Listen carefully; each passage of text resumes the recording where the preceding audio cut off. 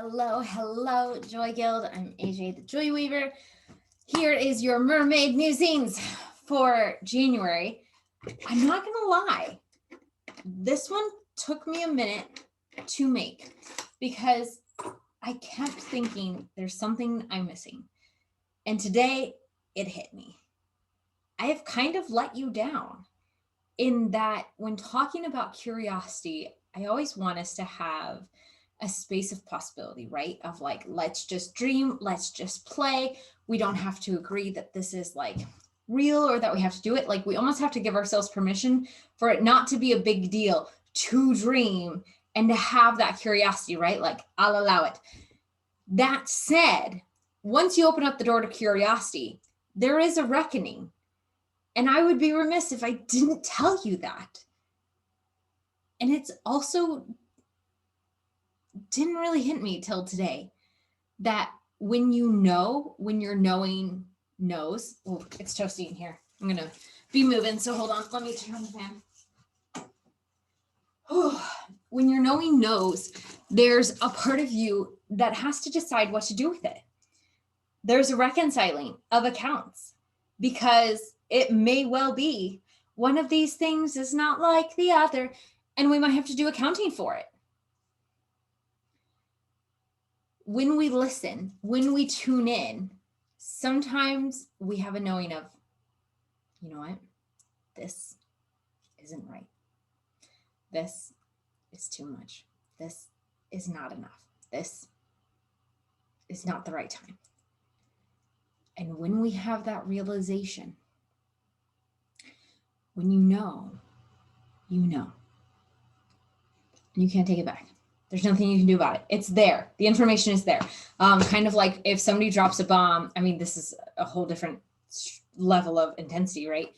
But it's the kind of same idea. If somebody admits they're cheating, that cat is out of the bag. There's no pulling that back in. And so when we listen to our knowing, there has to be a curiosity about our feelings. And a lot of times we space over this. I'm the first one to admit the way I space out and I like coast by things and I ignore things. Margaritas, television, and busyness. Those are my vices, 100%. And if we don't admit to our feelings, we don't have to acknowledge them. We don't have to acknowledge what might be happen. And a lot of times we do this comparative suffering games. And maybe I'm projecting, but I have a feeling this is going to resonate. We do comparative suffering, right? Well, it's not as bad as these other people, so I'm fine. Babe, you're crying into a pot of brownies, not pot brownies, just, I guess we don't make brownies in a pot of brownies. Pot of wine, a pot of soup. Okay. A batch of brownies, a pot of soup, a bottle of wine, container, potato, tomato, details. But if you're not okay, you're not okay. It doesn't matter that you're more okay. If you're not okay is affecting your life, you're not okay. Personally, this is something I had to reconcile with in December, actually in May and in like November, which is why I created December to be Sanctuary Month. And then I had to reconcile again at the end of December when I had to admit 4 days before January, I wasn't ready and I needed more time. Cosmo, what do you got? No, Cosmo has a lighter. Hold on.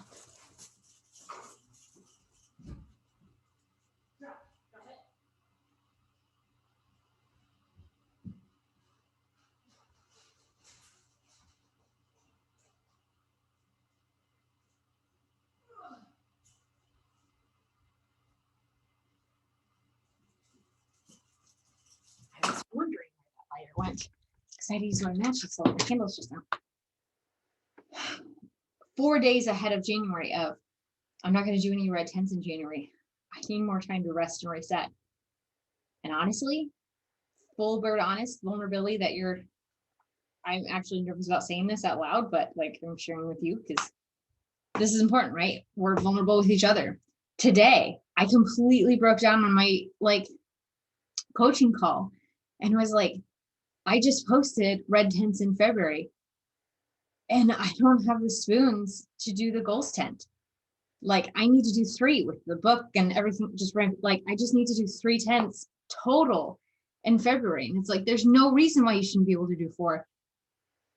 But in my gut, I woke up this morning just like, nope. And when we get that feeling that like, we either push it to the side or we're like, what's up? What do you want? It's like penny, penny, penny. When we ask, what do you want? And it speaks, we have to choose. No, it's fine. It'll be fine. No big deal. Or this is no big deal. I should be able to do this. / or, okay, I'll refund the people who bought that tent and we will cancel that tent. Don't know why. Should be fine. And yet I can't get it out of the knowing in my body. So sometimes curiosity sucks.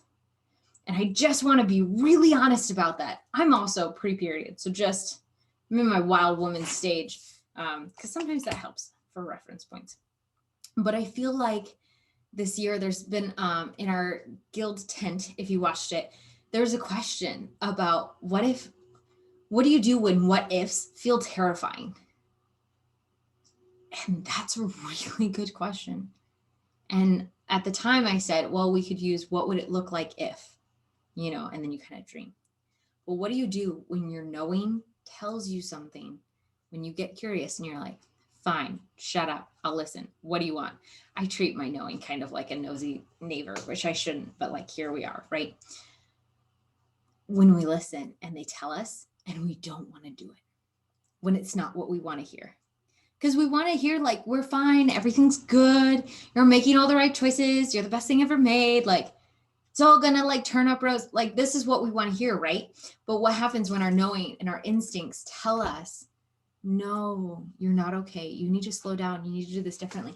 When everybody else, the whole world is telling us to go faster or to do it this way or to do that, or your marriage should look like this. There's so many things that society and our ingrown like way that we perceive the world that should becomes the cover for our knowing when we bring our curiosity into the game. And so here's how I've been working through it. As you know, I don't know everything. I'm learning right alongside with you.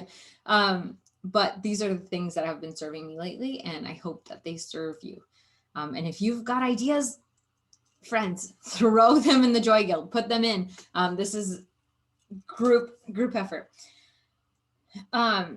So once you know, right, you have your knowing, or you're just like, oh, something's not right. So let's say you're like, something's up.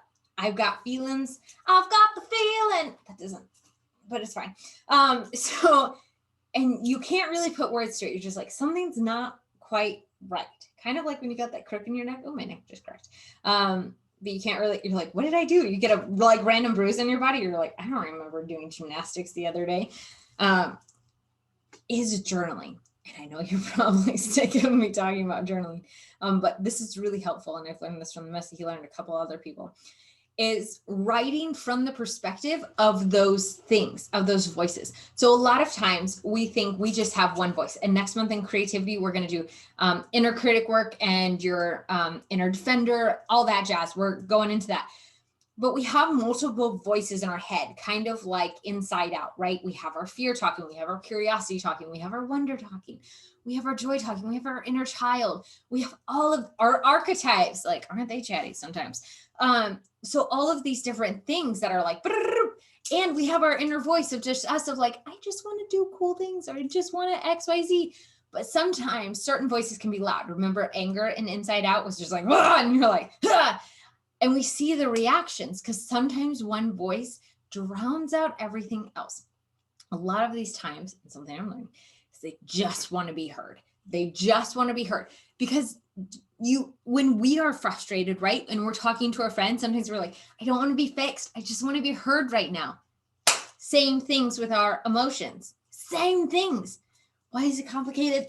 I don't know. If I knew, I would tell you.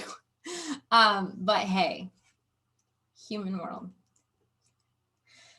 With that said, get out your journal. You're going to write, okay, here's what I do. Cause I'm just like girl gang, go team, go. I'm like, okay, fishes, what do you want to tell me?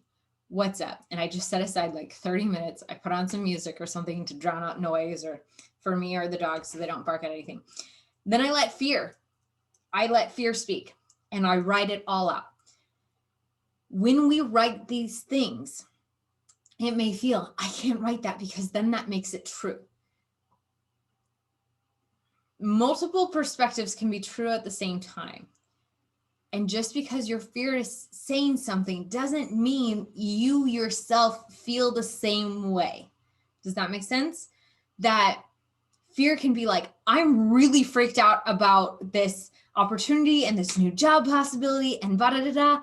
Like, I do not know, like, we know where we're at, da-da-da-da, all this stuff, or like moving, like fear can be like, whoa. Hope could be like, oh my gosh, this is like so cool and this would be perfect and they sought me out and I would love this. And you're just like gas and brake, right? So I just want us to hold counsel, as the Missy Healer says, for all of it.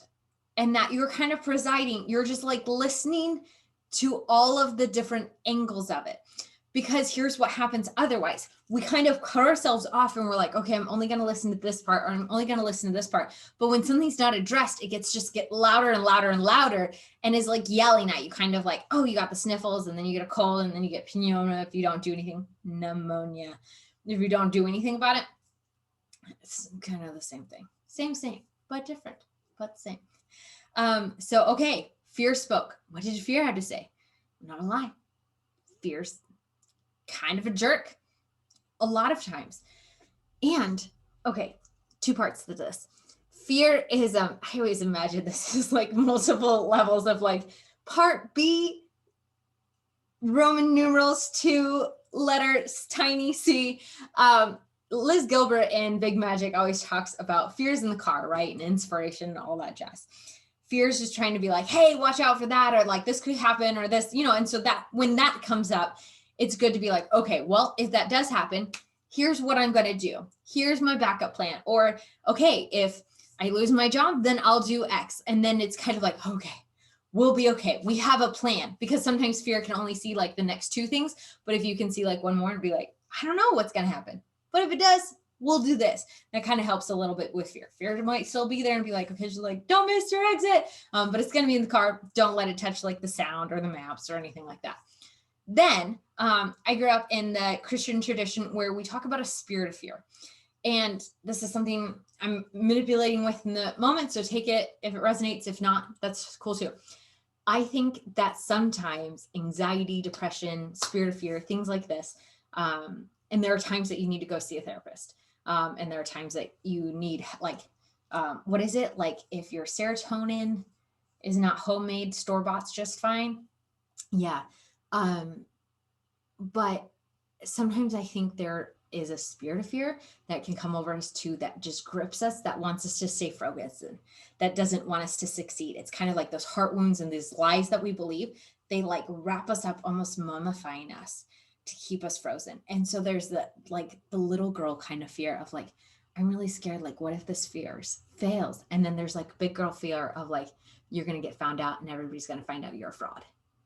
Not big girl fear, spirit of fear. Does that make sense? Like one is much more malicious and angry and manipulative than this one. This one's like, I just want to be seen and loved and heard.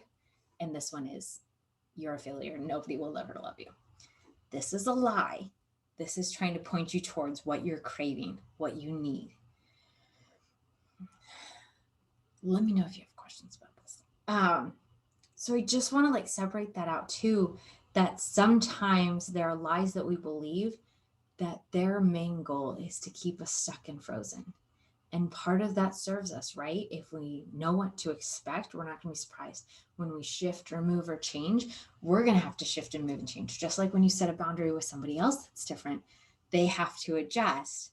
When we set a new boundary with ourselves, when we follow through on curiosity or when we're exploring something, we have to shift to meet that. And maybe other people do too. But that's an big, big insight shift, especially when there's a part of you that's saying, this is how it's always been done. You just go round and round on the mummy wheel, right? And it just wraps you up and it keeps you frozen. And like, this is also a stress response, right? Flight, fright, freeze. You haven't yet. I'll post the book list for this month too. But I've been reading Burnout by Amelia Nagoski and her sister Amelia. And it's so good. It's blowing my mind. So as you're writing from these different perspectives, and just ask, okay, who's there? Who would like to speak?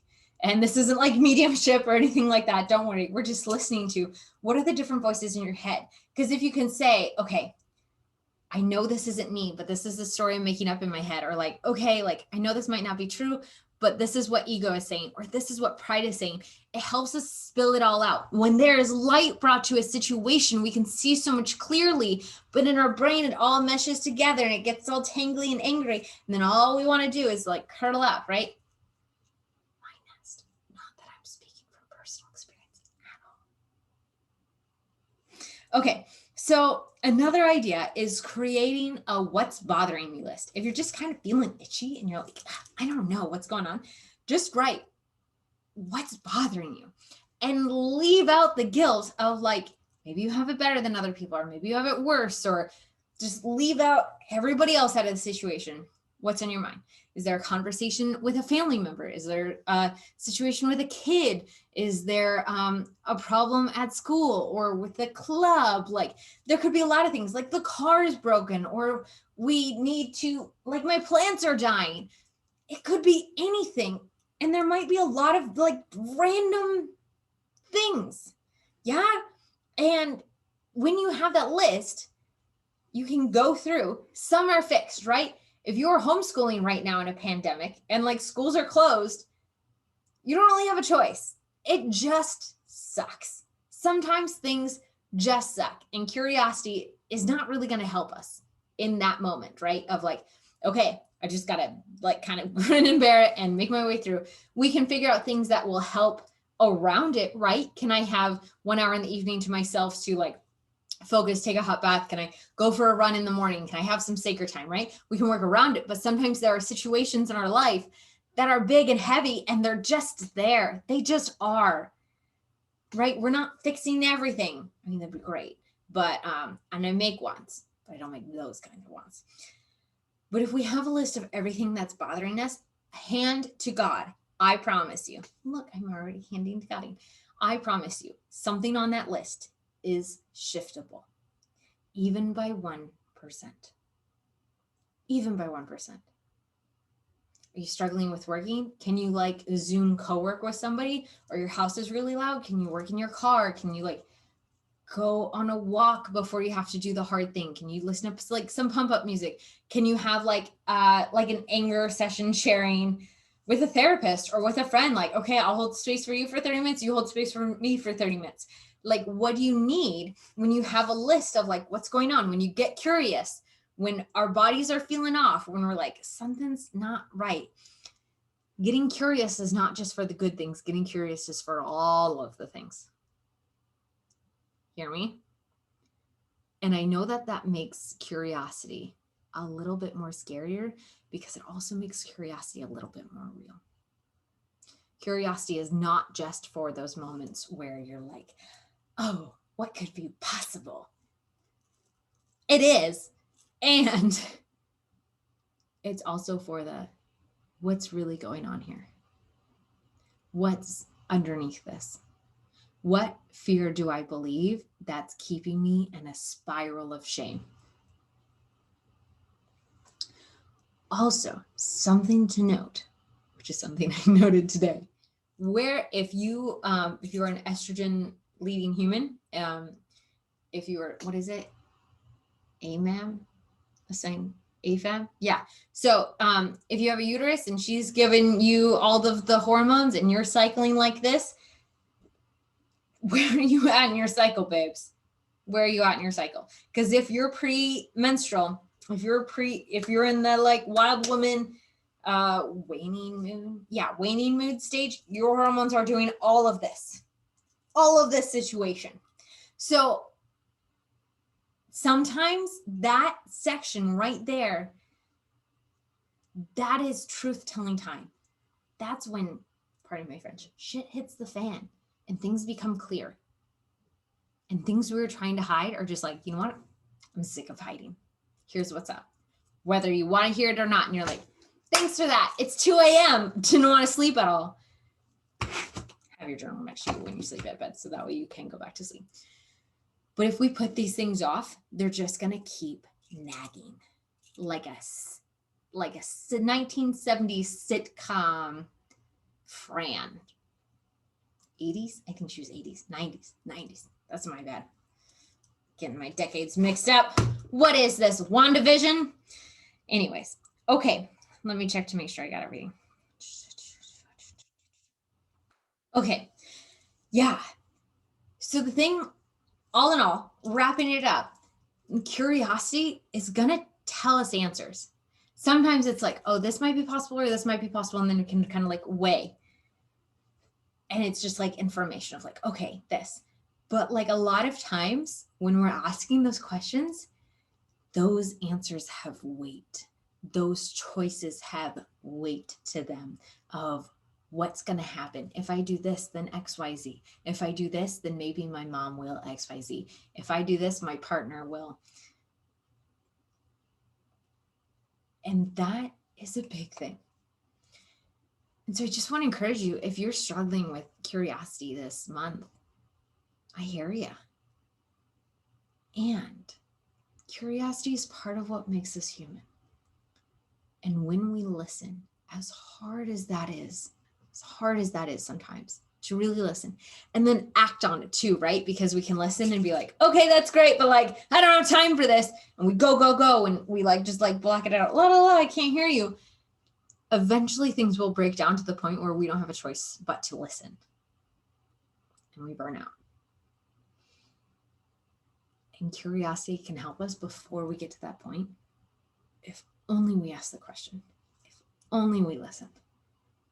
And then sometimes, if we're brave enough to make the choice, maybe this looks like getting help, whether from a licensed therapist or with a creative conversation with me, if you're just feeling stuck, or talking to a friend, or just like letting somebody in on the loop. Sometimes just like letting somebody know, like, hey, I'm a hot mess express today. I just need somebody to know, like, can you light a candle for me? Throw it in the Joy Guild. Let us hold space for you. But when we choose ourselves, when we follow that nudge, there's one more marble in the I trusted myself bucket. Do you know what I'm talking about? There's like two marbles, kind of like two wolves, what do you feed? But I like to think of it as marble buckets. And so it's like, hey, can you trust?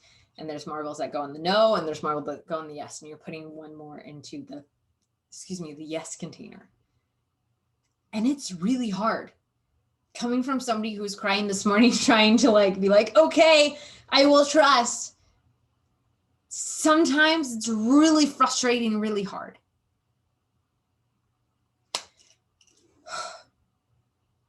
That's it. I'm really proud of you for watching this video. 10 points to Gryffindor. Or Hufflepuff if you're like me. Or Slytherin or Ravenclaw. All houses get equal credit. You being here in the Joy Guild, in the place you are in life, means that you are trying. And right now, there's a lot of people in life that are doing the best they can. But while they're doing so, they're kind of doing this. And they're not figuring out what's kind of draining them. And I don't know. Okay, I have this on my heart. So if this applies to you, cool. If it doesn't, it applies to somebody. If you're nervous about you taking care of yourself will not help other people, you taking care of yourself means you can help other people a little bit more because you're more stable, but also that shouldn't be the main indicator of why you help yourself either. You are worthy of getting help, seeking help, having help, regardless of the outside world situation. And how lucky you are to be able to take a moment too and pause, that you are willing to pause, that you are willing to listen, because it's hard sometimes and it's difficult sometimes and it's sticky. It just is. And curiosity is part of what makes us human. So I hope you have a wonderful day. Let me know if you have any questions, and let me know what resonated for you in this. What didn't? What are you going to try? What are your ideas? Tell me in the comments below. Hit subscribe. I'm just kidding. There's no subscribe button. Maybe there is. I don't think you can subscribe to an unlisted thing. But love you all.